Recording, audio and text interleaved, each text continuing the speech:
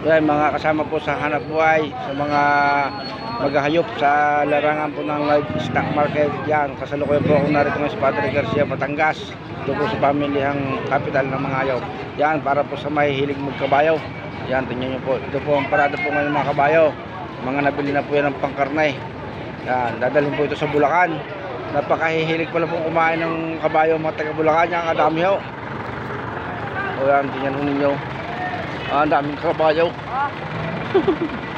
Oh, kala. Ingat-ingat ho kayo at baka masipa. Yan. Puro nabili ho yan ng magpakatay. Yan ho, kadami ho. Iba't ibang kulay ho ang kabayo. Yan, tingnan niyo. Oh. Yan, tingnan niyo. Yan po, ang parada ng kabayo ngayon dito. Ito po ay ayon po sa mga taga Bulacan, napakasarap daw po ng karning kabayaw. Pero dito naman po sa Batangas, bihira po kumakain ng karning kabayaw. Ginagawa po nila itong tapa. At ang iba daw po binubulalo pa at ginagataan.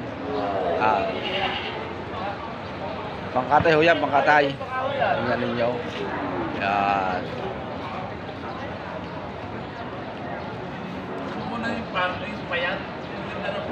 Oh, maganda ho kuya. Taga saan kayo kuya? Ayan, siya.